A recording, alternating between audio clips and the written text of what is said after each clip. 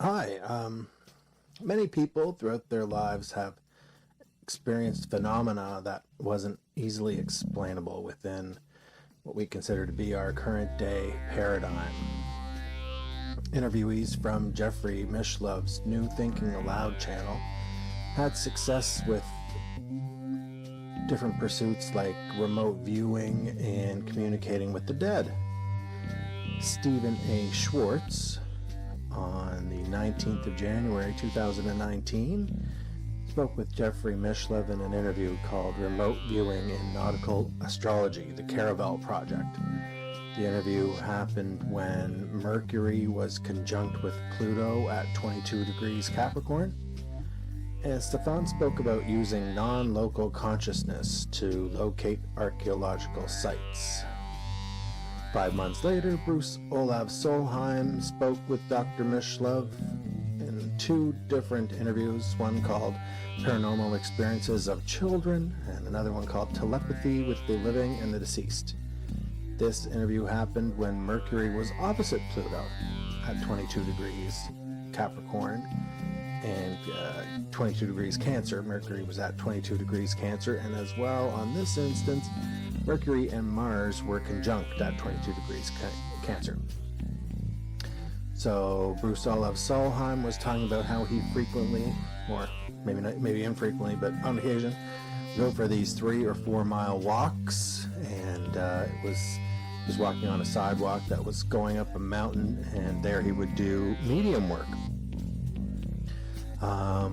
He would open himself up to all the frequencies, and he would start a conversation with a particular person who was deceased by saying, "I'd like to speak to such and such person's name," and then he began to have a conversation, and he would document all this.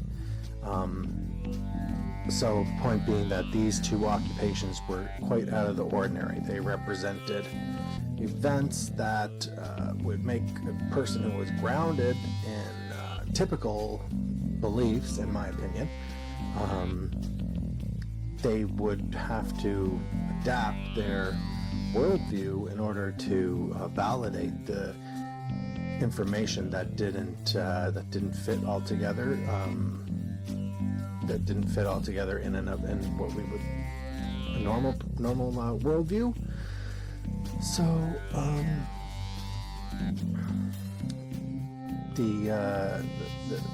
these occurrences, they seemed foreign to us, or they seemed alien to us. Debashish Banerji on 2015, the 9th of December, he did several interviews with Dr. Mishlov that day. One was called The History of Yoga, and then he did 3 called Language of the Gods. On this instance, Mercury was conjunct with Pluto at 14 degrees Capricorn. And in that interview, he stated that yoga, which stands for uniting, in the Sanskrit term yoga stands for it's not what unites. So in that sense, yoga can make us alien, is what he had said. And so we're talking about throughout our lives we get these scattered pieces of information, and when we try to put all the pieces together, we find that they don't quite fit. And so the feature of that is when we do kind of mishmash all these features together, and we find that it kind of makes us feel alienated. We don't feel quite at home. We feel, I guess, uneasy. I guess we feel anxious when we have to kind of coordinate all these things that don't really make sense in the way we understand the kind of foundation that we have when we're navigating ourselves through life. So my name is Kevin Caldwell. This show is called Thinking with the Stars. I looked at different astrological, what are called hard aspects. So when planets are conjunct or opposite, or when planets are making a 90-degree angle. I looked at those interviews that Dr. Mishlov was doing. This portion is between 2015 and 2020. And right, so I looked at those interviews, and I'm trying to compare them and trying to see if we can learn, we can learn anything, if we can kind of navigate our way through the different, in this particular episode, the different configurations of Mercury and Pluto. At times when Dr. Michelet did interviews between 2015 and 2020. So personally, I have a belief system. I think most of us do, and it's a little thing called the left prefrontal cortex, a piece of our brain that I'd say that most of us use to navigate our way throughout reality. And in so doing, I think we have kind of, I guess what we could call blind spots, or what it is. And as much as we can perceive things that are shocking, and we can perceive things that don't fit into our understanding of reality, I think logically and analytically we can come to conclusions where we're believing things that are stepping outside of our boundaries of what we perceive with our senses. So, for instance, mathematics or logic, or coming from a trusted source, we don't have to see these things we don't have to experience these things firsthand in order for us to come to believe them and incorporate them into our belief system. Okay. What does kind of factor into what beliefs we're going to keep and what beliefs we're going to discard is the idea that they're going to help us, these particular beliefs are going to help us alleviate our suffering. And again, Bruce Olav Solheim, he was talking, he said that the message from the spirit world that he had, as far as he had been able to discern, was that the reason they were doing what they were doing was because they wanted to help alleviate the suffering in the world. Okay, so they had good intentions in terms of, in that sense, right, alleviating suffering, okay?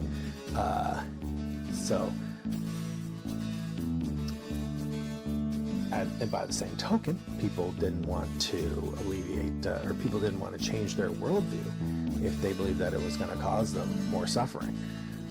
So again, that's quite defensive way of adopting beliefs.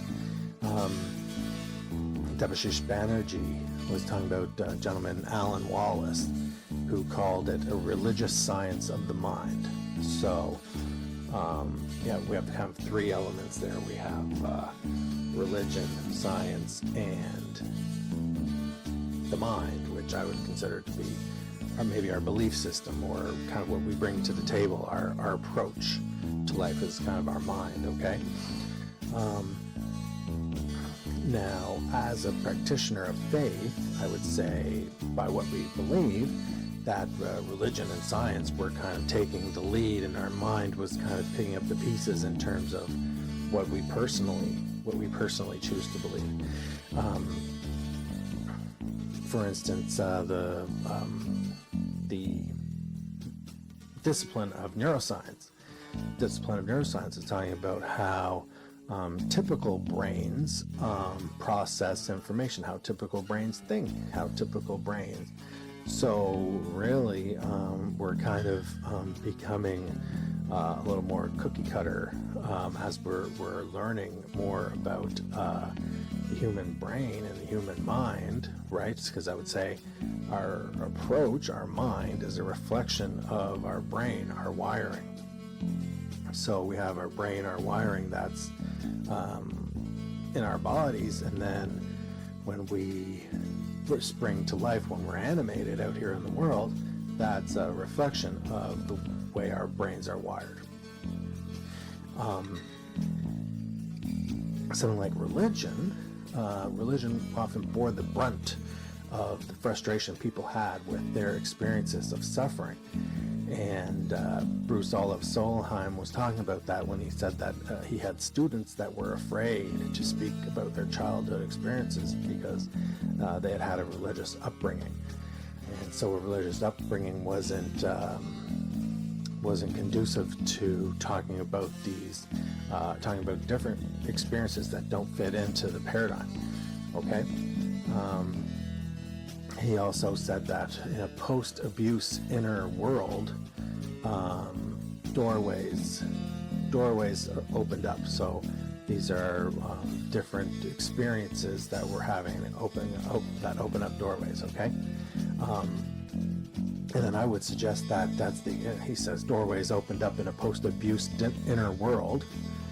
And I would suggest that the external world ought to be post-abuse as well. I mean, so we're talking about alleviating suffering.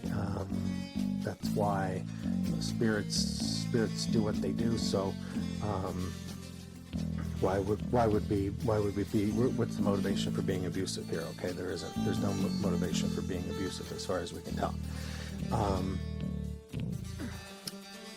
Stephan A. Schwartz, he had said that as far as his remote viewing and academic clinical psychology experiments, I suppose, academic writing papers,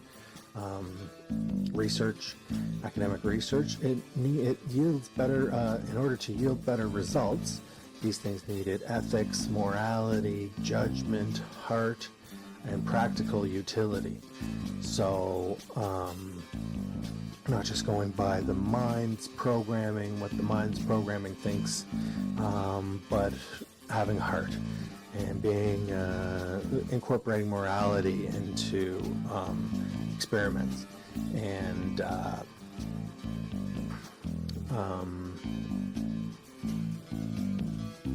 so when we let other people define the parameters of what was acceptable, that's kind of more risk taking on our part, because then we're not sure if the path that we're taking is we're not certain that the path that we're taking is the one that we want to be taking when we look back, right? The one that we wanted to be taking when we look back.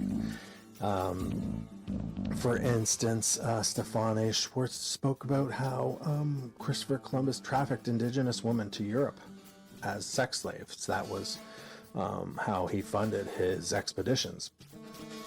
Bruce Olav Solheim was talking more, I think he was talking more like speaking out on like kind of a macro political scale, pertaining to the penchant for genocide. And he named, he's a history teacher, his faculty is in history, and he described the 4 stages of dehumanization. So first was name calling, then came making laws, legislating pertaining to the name calling, and then segregation, and then extermination. So these are things that we've seen. So one of the sayings that he said was, believing is experiencing, and experiencing is believing. So in terms of paranormal experiences, I think all of us are capable of sharing a story that would shock that would shock our friends, and we could tell them something that we have experience with that was out of the ordinary, that doesn't fit in to our friends' normal. So for shock value, we tell them a story that didn't fit into their normal understanding of reality. Okay. And there's things that we can do that can call in to us these paranormal experiences. Okay, if we so desire to. Bruce Olav Solheim, as long as being a history professor, he does a class where they share paranormal experiences. And he writes books about his own paranormal experiences. So for one instance, he encountered a wolf dog in a cemetery, or he found a piece of wood and carved a demonic head into this piece of wood, and it started behaving spookily and scared them. He talks about as when he was a child that an angel appeared to him when he was sick, and he was in an isolated community, and he credits his recovery from his illness to this angel. So by gathering in this classroom and talking about these experiences, it opens, according to Bruce Olav Solheim, it opens people up to experiencing more of these experiences. So we're going to start talking about something else called mindfulness. Mindfulness has been credited with, it's a mindfulness meditation, and it's been credited with creating a sense of focus for people. Practitioners of mindfulness meditation are reporting a greater sense of focus and a greater sense of, also a sense of relaxation. William Van Gordon, on the 26th of September 2019, Libra was square to Pluto, Mercury was square to Pluto. Mercury was at 20 degrees Libra, Pluto was at 20 degrees Capricorn. The interview is called Research on the Buddhist Practice of Emptiness. And it gives a brief history of mindfulness over the past 50 years. So in 1980, mindfulness started with exploration. Then they moved to compassion and loving kindness. And then mindfulness in recent times mindfulness research has been more focused on non-self and non-attachment. So for William Van Gordon, mindfulness meant focusing the mind, concentrating the mind was his word, concentrating the mind. And so I can imagine in an application of mindfulness meditation, I would surround myself with everything that I believed. I wouldn't physically surround myself. I would be thinking about all the things that were important to me, and I would emerge with a new sense of maintaining what I have at the moment, and maybe thinking about a way to plan for the future and prioritizing. And so it's kind of mindfulness meditation is kind of giving me a different vantage point, or giving me a new perspective on everything going on, okay? And so William Van Gordon goes on to say that by investigating the true nature of the self, so this is mindfulness meditation, we've learned how to do it, we've learned how to best achieve the benefits from that, okay? And now we're talking about we've learned how to do all the best benefits of mindfulness meditation, okay? And now we've moved on to kind of the third phase, which is non-self and non-attachment, non-self and non-attachment. And so the quote from William Van Gordon is that by investigating the true nature of self, we learned that there was no separate self.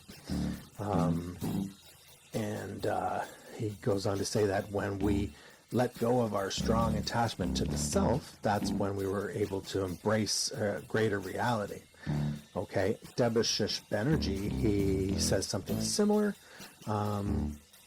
He says to let go of everything and discover the truth using from our experience. So here we go. This is where we're talking about building up a sense of reality strictly from the things that we experience firsthand. Okay, but Debashish goes on to say that data of the senses was knowledge of you by being you. So he considers this to be really like an ignorant form of knowledge, okay? Whereas he names three kinds of knowledge, okay? There's Sharvana, which was hearing. There's Marana, which is introspecting. And then there's Lityasana, which is identifying, okay, which is the final. So the last form of knowledge was an expression of properties with which I am identical. So mindfulness meditation does have its limitations, where we can imagine ourselves at the center of a ever fluctuating reality, but at some point we recognize that there's a greater reality within which we're not at the center of it. We're more at the we're not at the center of it. We don't know, right? So we're going to talk about that. Where is existence? Where do we exist? Saul Sirag, he gave an interview on the 2nd of October 2018. His interview was called Understanding Cosmology, and Mercury was square to Pluto at 19 degrees Libra and 19 degrees Capricorn, respectively. So Saul Sirag, and in this interview, they cautioned, they said, people aren't going to understand this, but this is kind of the thrust of what the interview was talking about. Saul Sirag is a practitioner of something called ADE Coxeter graphs. And ADE Coxeter graphs are a way of describing things. So they are a very accurate way of describing things in three-dimensional space, okay? So what it is ADE Coxeter graphs unified math with physics, okay? So while Debashish Banerji is talking about yoga, which is the process of unification, Saul Sirag is talking about as well unifying math with physics. Mathematics, he says, is a discovery process, okay? And this is similar to what Stephan Schwartz was saying about when he was talking about remote viewing, where he said that remote viewing was a finding process, not a looking process.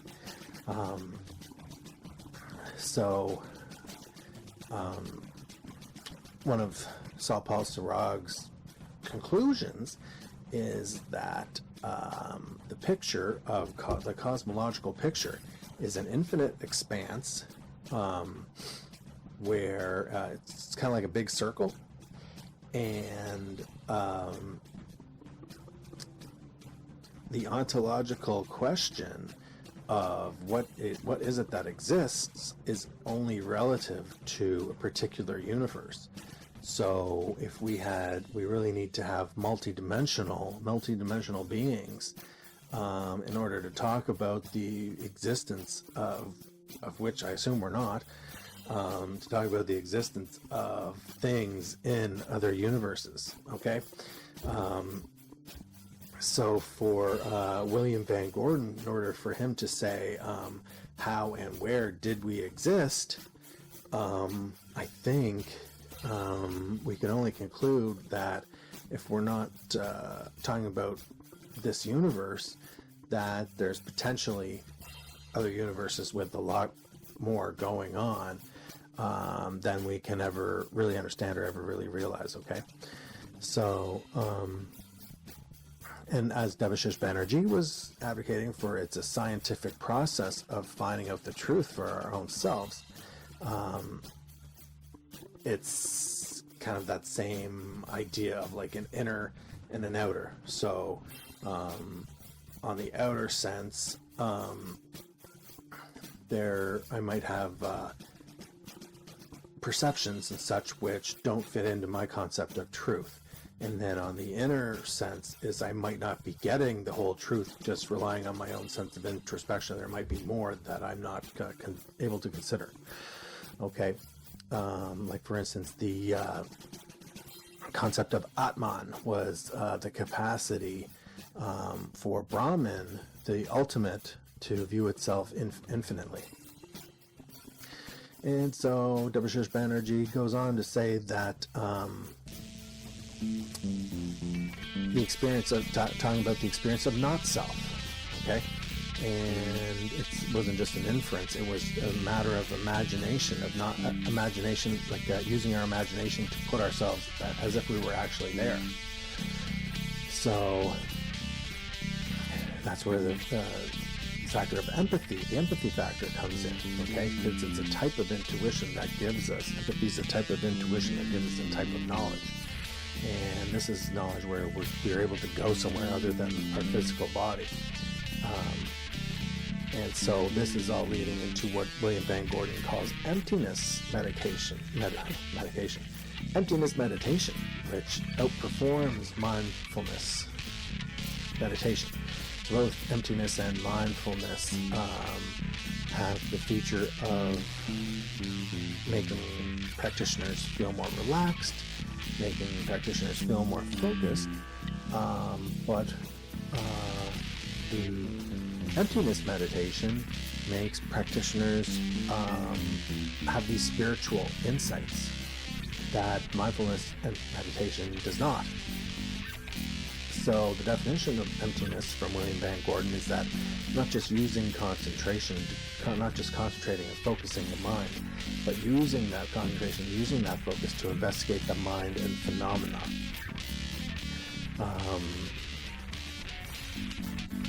And so another benefit of emptiness meditation was that the practitioners had a greater sense of control, because when they were meditating on emptiness, it allowed them to be more capable of accepting change. So they weren't, it was a less rigid sort of person that emerged from emptiness meditation.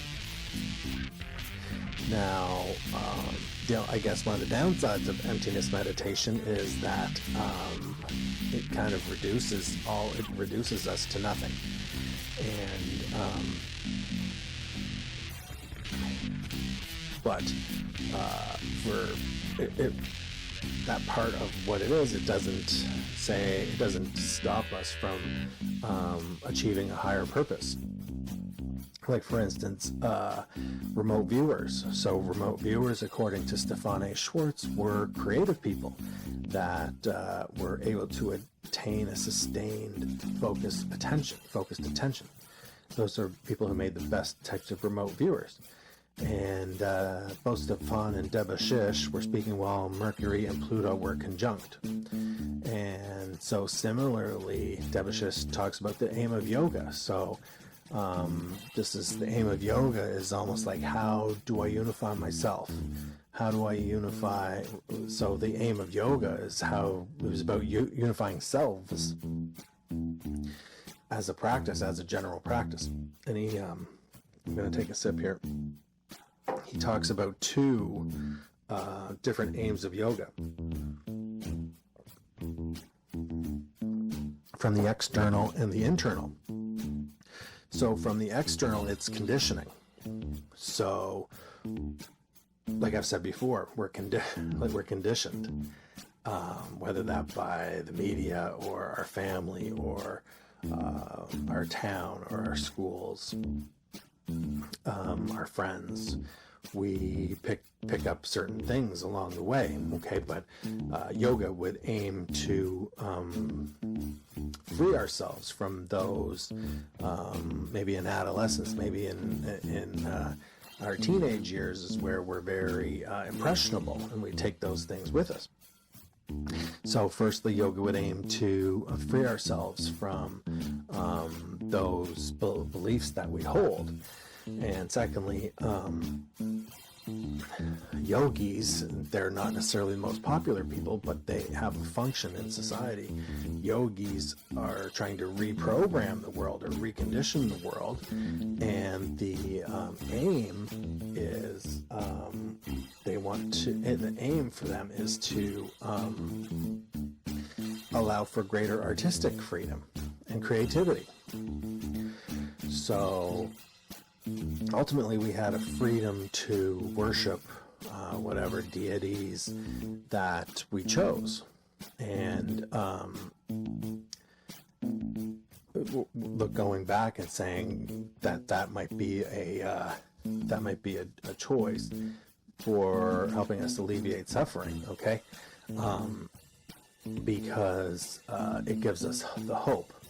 So even when what we see doesn't match what we want, we can imagine something greater, and we can strive to bring that into reality. Like, for example, Brahman, right? So Brahman was the term for the ultimate and the everything. And that one, it's connecting with the source. And the manifestation. If something can be imagined, then it can become reality. So, in the 4th or 5th century, Debashish spoke about a marriage between marriages in the pantheon of deities. There were marriages between the sky gods and the earth goddesses. For example, Vishnu and Shiva. So we'd expect in the postmodern world that someone would call for the divorce of these deities and the separation of these deities and breaking them down into like a more polytheistic pantheon, because say we have so much to hope for, so many things are going wrong, that we need to create all these different deities to help us give us hope for correcting all these problems that we're having, okay? And ultimately, my technique when I'm working with clients, my technique is to use a kind of a nested story.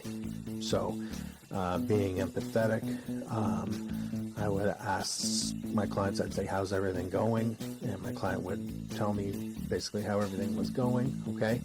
And now the thing is that they probably don't even know I'm listening. I'm thinking, well, where are they going with this? The client probably doesn't even know where they're going with the story, okay? They're just speaking from the heart, okay? And so what I'm doing is I'm listening to what they're saying, and I'm trying to find something in what they're saying that I can use to tell like a little relatable vignette and spin that back and nest that in. So the story of the greater story of suffering, I'm nesting a little relatable vignette in that story of great suffering, okay? And at least, I mean, it's not going to give the client the love that they didn't have when they were an infant, or it's not going to give the client a place to live or a job, or it's not going to heal their relationships, but at least the client's going to know that there's somebody there who they can relate to, and who they can build a trusting relationship with, and who they can communicate with. So that's what I came up with for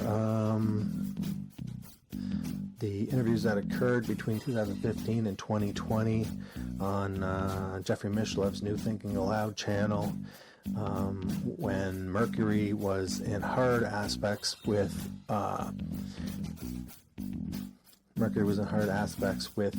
Pluto.